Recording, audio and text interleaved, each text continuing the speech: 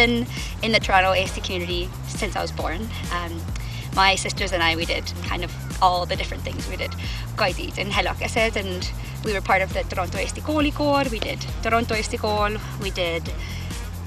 We went to both Seetjeru and Jõekeru and Kotkajärv, and we've gone to Laulupidu a bunch of times, and so I think we've really kind of done all of the different things you can do in the Toronto-Estonian community. So I know that you're working in wildlife biology right now. Can you tell me about what that role entails and how you got into that?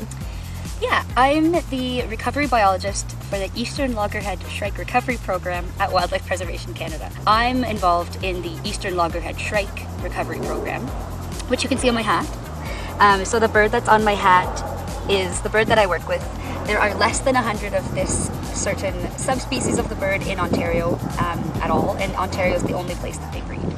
So I basically have to go out and find all of the birds. We essentially survey all of the grassland habitats in all of Ontario. We have to find their nests, we have to give them bands so that we can tell them apart, raise the captive bred birds so that they can be ready to be released once they're all good and know how to hunt and everything. Well, most of my day is literally hiking constantly, carrying about 50 pounds of gear with my everything I'm wearing on my vest right now, and like a spotting scope and a giant backpack of water, because sometimes I'll be 3 hours away from my car and hiking around trying to find these birds, and some days you see none of them. Some days you find a new nest and it's super exciting. Even when I'm not directly working with the birds, I see all these cool plants, and I'll have like bear encounters, and I saw bobcat last year pretty up close, which was really cool. And so I live in my trailer in the middle of a field with my dogs and my cat and my mouse, and we are literally like, it's like living in a witch's hut all year, and I love it. And that's so like, cute.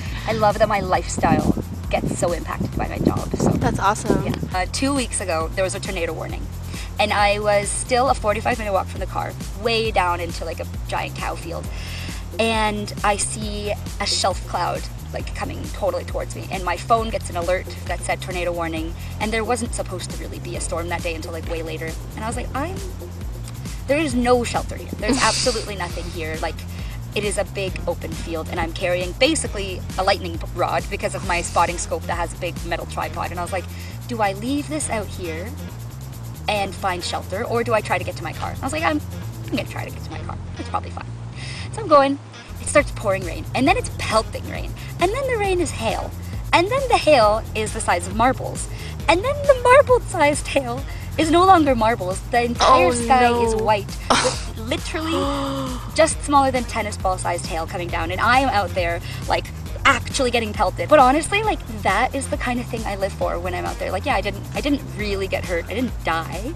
And so now I'm like, this is a really rare size of hail. Like, you don't see that. I literally collected it into my hands, and it was like, for real, bigger than golf balls. Wow. And I just used it to cool down my water that I had later. I was like, this is now my ice. Perfect.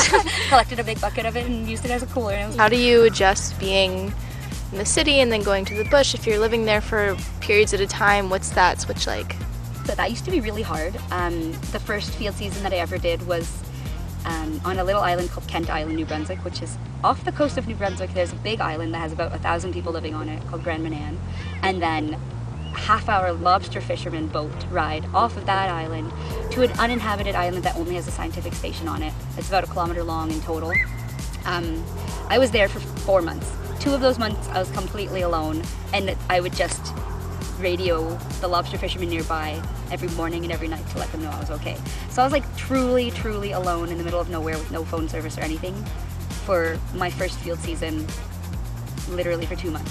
When I came back, I didn't even know, like, I would talk out loud to myself because that's what I was doing on the island, and I would do that like in public, and I forgot that wasn't normal. I'd like hear birds, and I was so in tune with what they were saying that I'd like know where their predators were, and I'd like, it felt more normal to talk to myself and to nature than it did to other people. And so the first few times, like, that was a huge adjustment. So what advice would you give to anyone looking to pursue this field? I think being honest with yourself about what you actually enjoy and where your passions lie and how you can best suit your own lifestyle is the best piece of advice I can give for how to be happy doing something like this.